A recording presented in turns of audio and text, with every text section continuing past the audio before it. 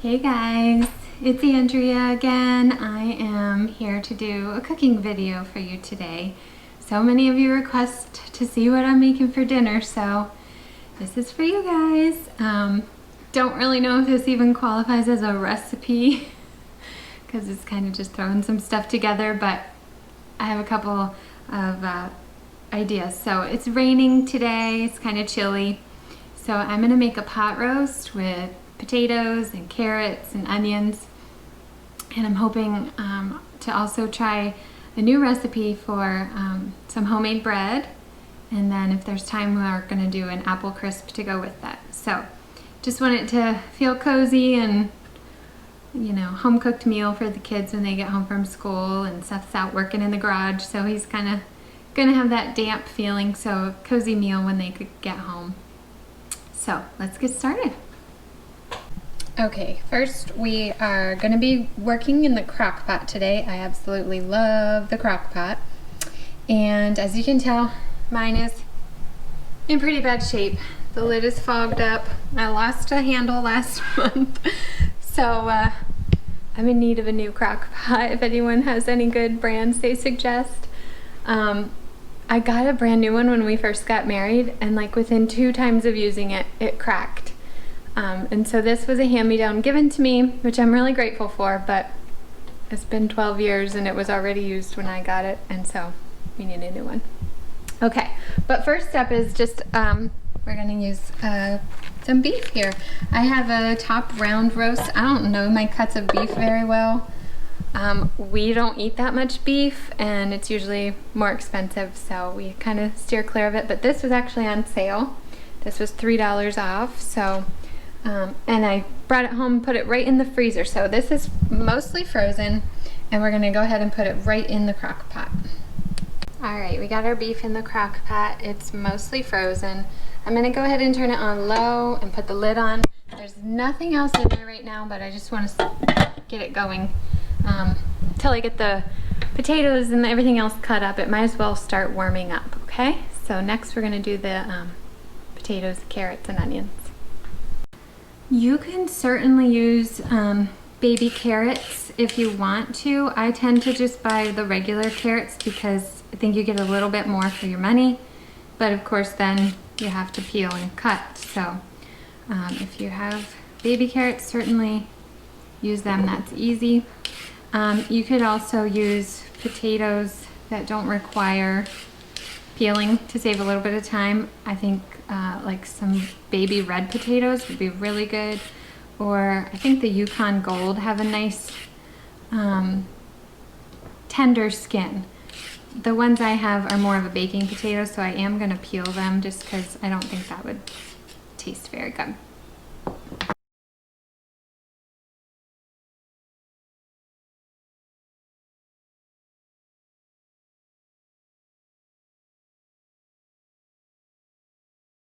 As far as the amount, it's kind of just what works for you and your family.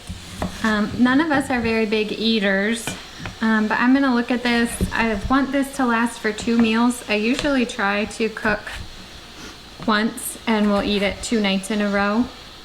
And that just works really well for us so that I'm not cooking every single day. So I would just gauge.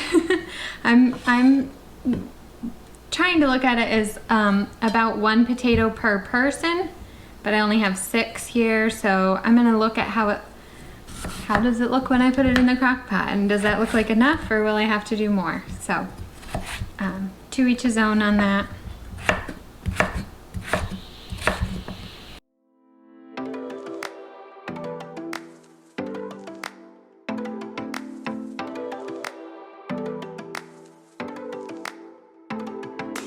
All right, lastly we have the onions. We're gonna put those in. These are onions that we actually grew in our garden, so it's always exciting to be able to use something you grew. They're a little bit small, so we'll do a couple. Kids won't like the onions too much, but it gives such a good flavor, you can't leave them out. All right, we're gonna chop up these onions. Just a quick thought, I guess. I had said the kids won't like them, and it's true, they won't. Saul has come to like onions, But I don't believe in catering to our kids every like and desire. When it comes to food, we pretty much make them eat what we're eating.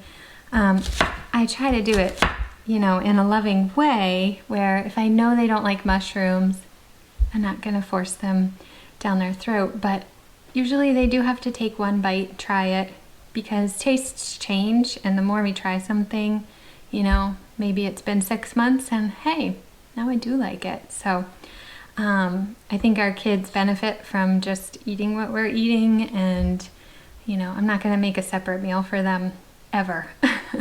So tonight they'll probably have to eat 2 or 3 bites of onion and they'll be fine. So that's just how we do it in our house. All right, so we got everything in there. Actually turned out to be really full. And next I'm gonna put in some garlic, some minced garlic, and just a little bit of spices. I'm not real big on herbs and stuff, but I do think they can add some flavor. So we're gonna put some garlic. Whoops, try to get it in there. And everything's hard with one hand, guys, sorry. That looks pretty good. Probably equivalent to like two cloves. Okay, and then I got some beef broth. I don't buy it pre-made, I buy the granules and make it. So I've got 2 cups. We're gonna pour this on top, and that juice will simmer all day and just give it some really good flavor that will really help the beef get tender.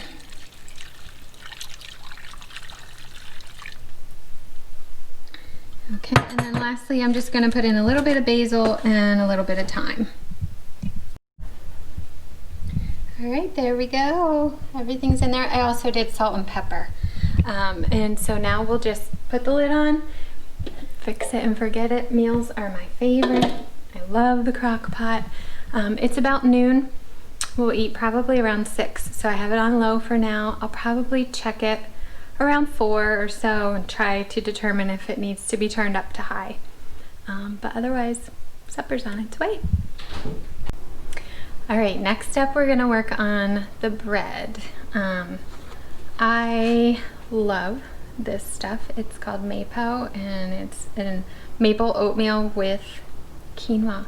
Quinoa is a very healthy whole grain for you. And so there's a recipe on the back that I've been wanting to try called quinoa oatmeal bread.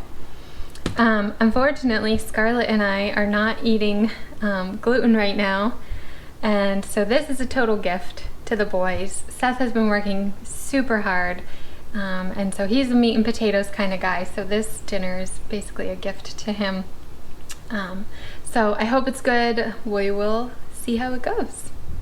All right, it says to put 1.5 cups of mapo in a bowl and then pour 1.5 cups boiling water on top.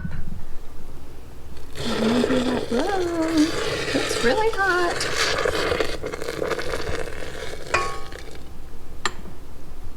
I'm just gonna take my rubber scraper and just kind of smush that. I'm not really sure if it's supposed to cover it or what. Didn't really say why to do this, but I'm assuming it's to soak those oats a little bit, so that looks good. And then that says to let it cool down to room temperature. It does not say to do this, but I always proof my yeast. I don't want to mix it in there and find out it wasn't good or I didn't have the right temperature and then I waste all the other ingredients because it doesn't rise. So it actually says to just mix the next several ingredients in, but I'm gonna go ahead and proof the yeast. The next step is to add 1/2 cup of warm water, yeast, maple syrup, and 1/2 cup of flour to this mixture, but like I said, I'm gonna go ahead and proof this while this is still cooling down. So to proof it, all you're gonna do is just put your yeast in warm water. Depends on your recipe. Sometimes it might be 1/4 cup, sometimes this one is 1/2 cup. So we're gonna do that. And then I just I'm gonna just give that a little stir. This is yucky because I already used it. Give that a little stir just to kind of get it in the water. And then I just add a pinch of sugar. Yeast starts to work in the presence of sugar. So we add the sugar, and in about 5 minutes, this should have grown and be bubbly. All right, so then we'll wait for these couple of things. Look at our yeast rising. It was at half a cup, now about 3/4 of a cup. So it worked. Isn't that great to know ahead of time that it's going to work? So now we're going to mix that in to the oatmeal. Okay, and then it's 4 tablespoons of maple syrup. We get our maple syrup from a friend who taps the trees and they cook it down themselves. I can't do this with one hand, so I'm gonna add 4 tablespoons of maple syrup and 1/2 cup of flour for right now, okay? All right, we got our dough mixed up. The recipe says to knead it. Here's a tip. If you're using a KitchenAid mixer, I never knead anything. It's mixed well enough. I don't think it's necessary. So, just get as much off the mixer blade as we can. Good. And then, whoops. We're gonna put it in an oiled bowl. I love the spray stuff, it's just so convenient. All right, so we're gonna put that in there to let it rise for a while. Boop, just like that. We'll see, I'm a little nervous. It looks really dry. I think it's gonna be dense, but hopefully it's good. There, I said don't knead and I'm doing it. Anyway, my other tip is put plastic wrap on top so it doesn't dry out, but I always spray the plastic wrap as well, because it can stick to that too. Okay, cover that, and we're good to go.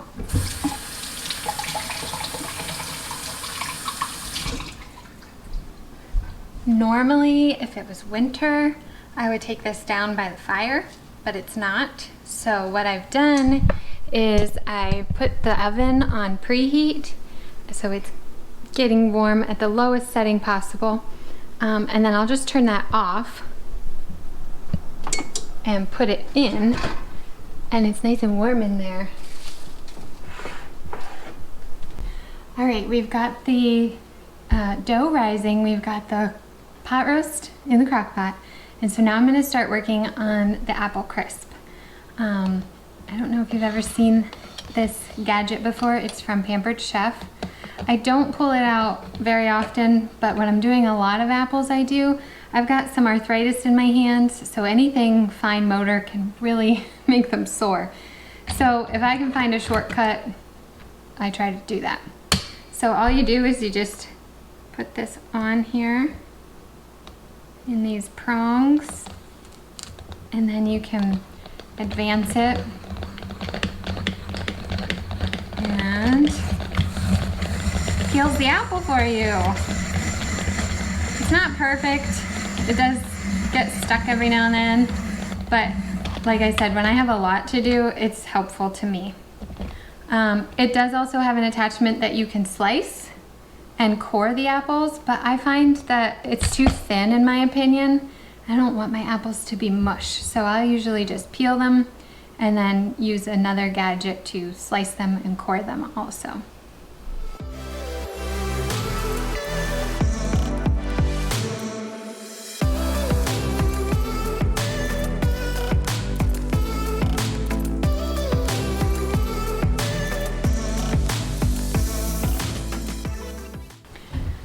I went ahead and cleaned up the parts that it missed a little bit with my knife. And so the next step is this handy little gadget.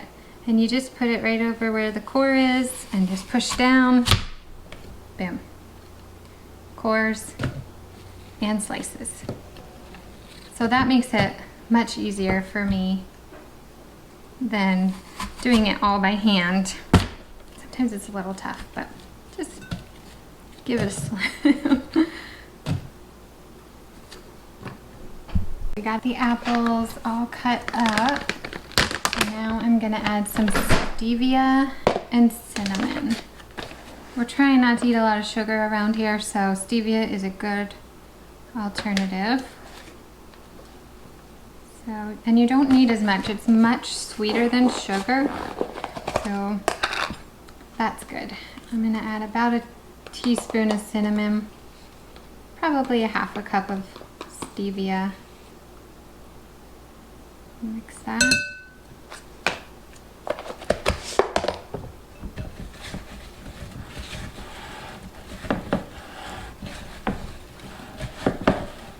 Just get them all coated. A little bit of each. Excuse me. Sorry. You're interrupting my cooking show. Sorry. Good. The apple's ready, so next we're going to make the topping. This is not the recipe I would normally use, but again, Scarlett and I are trying to go gluten-free, at least for a time. So we're gonna use almond flour. So it's 1 cup of almond flour. And then we need 1/3 of a cup coconut oil. You can use butter, whatever you prefer. I actually do not like coconut oil, but we're out of butter, so I'm gonna suck it up and use it. I don't like the flavor of coconut, and I know they say you can't taste it, but I can. So that's about 1/3 of a cup coconut oil. Okay, whoop. And I'm out of vanilla, so we won't use that. And we need about 1/4 a cup of sugar or stevia. I'm gonna use stevia. We need more cinnamon. I got my spoon yucky now, but about a teaspoon. Good. And then just a dash of salt. So I'll just sprinkle a little bit in my hand. Okay. And I think that was everything. Oh, they said you could put dried coconut flakes. Well, sorry, that's not happening here. And then you just mix it with your hands till it gets kind of crumbly. It's a little warm in the house today, even though it's raining out. So my coconut oil is kind of melty. It's not crumbling quite as much as I'd like, but I think it'll be okay. Just till it's a little bit crumbly. Okay. And then we're going to spray a pan, 8 by 8 or whatever pan you have. It really doesn't matter. 9 by 9. You can use a round pan. Pour in your apples.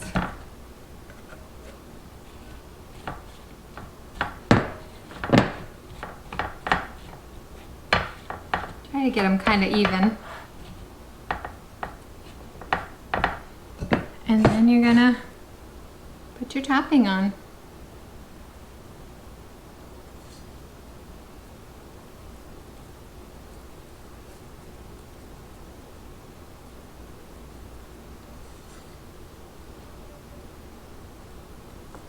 Seth and I really prefer this over pumpkin pie, or pumpkin, where did that come from? Apple pie, or like apple dumplings are a huge deal around here. We just don't really see the hype. I mean, we like pies, but man, people overdo it. So this is a delicious treat, and in my opinion, it's way easier than rolling out pie dough.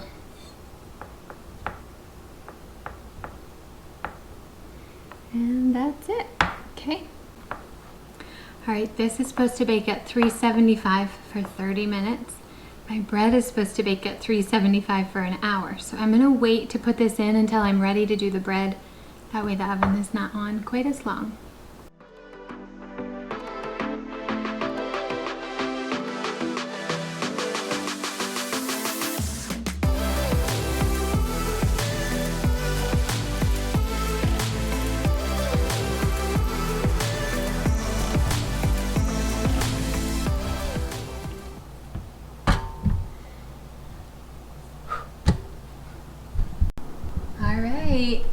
It's been about an hour since we put the dough in the oven, so we're gonna check to see if it's risen.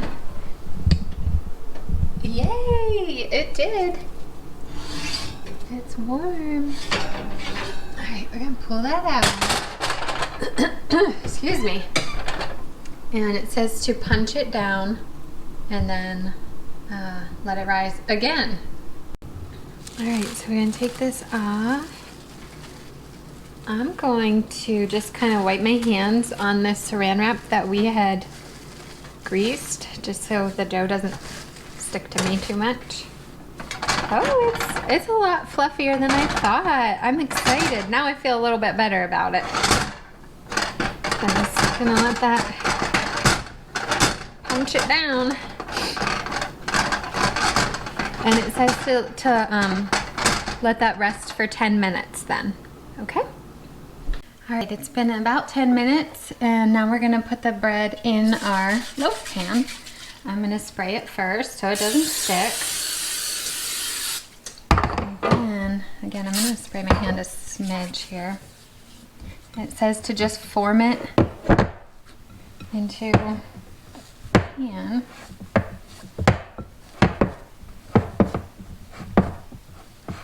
Let's see if we can get it, there we go.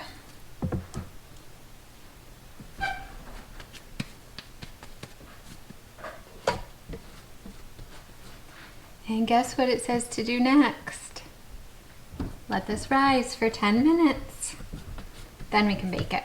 At this point, I just turned on the oven to get it preheated. And I'm gonna go ahead and throw the apple crisp in and see how that tastes.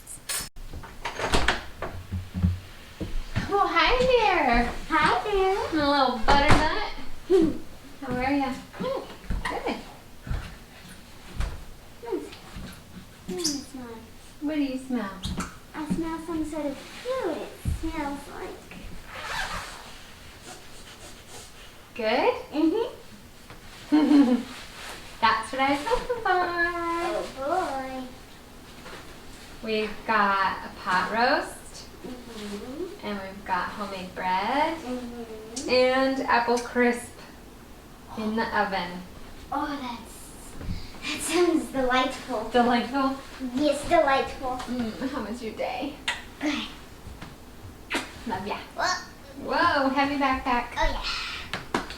Okay, the apple crisp, I don't think I said it earlier, it's supposed to be on for 30 minutes covered with foil. Now we're gonna take the foil off and put it back in for another 10 to 15 minutes. Oh, it smells good, you guys. All right. Carefully pull the foil off without burning. Looks good. Back in it goes. All right, she couldn't wait. She smelled it. She did her chores, she did her homework, and she chose to have her apple crisp after school snack. It's still warm. How's it taste? That tastes so good. Oh, good. You love it? Oh, I love it. Yay! Gluten-free, baby. Well, All right, let's see how our meat's doing. I did turn it up too high around 4 o'clock. Oh, look at that. Oh my goodness, that looks good. Let's check the doneness. Oh yeah, it's good. Fork tender. So that's great. Hopefully it is delicious. I'm gonna work on making some gravy now. I'm not a big fan of gravy, but Seth and the kids are, so I do my best. I'm not very good at making it, but they're so sweet to eat it anyway. All right, so what we're gonna do is get some of the juice out of here and go ahead and make the gravy with that. All right, I'll say it again, this is not my forte, but I did go ahead and got some juice and I strained it with a fine mesh strainer. I'm gonna pour, maybe about 1/4 of a cup in the pot, and I'm gonna let that, well, it is already pretty hot. I'm gonna get that boiling, and we'll add some flour to make a roux. All right, you can see I've mixed in my flour. It's basically just a paste now. And so we'll just slowly add a little more liquid, just a little at a time, and just kind of work this down till it gets more liquidy. And then it will eventually just be a thick sauce like gravy. Seth also likes to add liquid smoke, and we'll just do salt and pepper, I think. Pretty simple. All right, it's coming along. It's getting thick. I need to get it back to a boil. Hopefully it'll thicken up a little bit more. And I'm just gonna show you this liquid smoke. It's super strong, highly concentrated. So you just add, like, honestly, just a drop or two, and that's enough. But it adds a depth of flavor. If you add too much, it can be very overpowering. So just a little touch and makes the gravy better. If you're okay, I got Seth helping me. He's gonna cut up the meat. Sorry, just one. I'll do it. What you doing there? I'm going to cut up the bread. It came out, it looks good. We'll see. It's very heavy, it's very dense. So I hope it's tasty. Oh boy, it's a little crusty. Hopefully it's soft on the inside. Just like you. Crunchy on the outside. Crusty. And soft on the inside. I'm kidding. I think it'll be good with some butter and homemade strawberry jam. I feel like we're racing. I'm not racing. I gotta be honest, I'm pretty excited. This is not pork. Oh. I'm a beef man, beef boy. Hashtag beef baby. He loves beef. And like I said earlier, get pork all the time. well, it's cheaper. We don't get beef all that often. Well, So you enjoy. I will. Thanks for all your hard work lately. Sure. Lucky bunch here. This is gonna be yummy. Thanks for making it. You're welcome. I hope it's as good as you're hoping. I'm sure it will be. Let's dig in. So I never met anyone that eats their pot roast like this. I sure did too. But Seth and his family, they just smash all the veggies together. They call it smashing taters. It's not mashed And then potatoes. they put butter on it. And you And gotta, then gravy. yeah, then you gotta put a nice glob of butter on it. And then you get this like nice melty greasy rainbow of gravy. And you just You kind better of, try that before you put too much on. oh, it's good, I can tell. And then you kind of, you eat that, but you also kind of dip your meat in it at the same time. Yeah. Alright, I would like some butter first because that's the traditional way. Well, how is it? Delicious. Yeah? Yeah. And you liked the bread too? Mm-hmm. What was your favorite part? Of the bread or? What's your favorite part of the bread? No, I meant the meat, potatoes, the bread, or the apple crisp. All the things I made today. The meat and apple crisp and gravy. Mmm. Mm-hmm. They're my three favorite. Really? Mm-hmm. You liked it too? Yeah. Good. Was it nice to have a cozy meal on this rainy day? Oh yeah, I've been cold this whole day. Maybe you should put some more clothes on. My And- favorite part was the northeast corner of my bread. The northeast corner of your bread? Well, you're in the Clean Plate Club. Good job. Lifetime member. Did you like it? Oh yeah, it was delicious. Good. Hope you're ready I'm for stuffed. leftovers. I'm ready to go sit down, take a nap. Yeah, nap time. Apple crisp later for you. Well, thanks everybody for watching. I hope you enjoyed it. I hope it wasn't too boring and drawn out for you. But, yeah, I guess let me know if you make any of this food and what you think of it, or what's your family's favorite meal on a cold, rainy day. And consider liking and subscribing to our channel. Thank you. Bye-bye. See you later.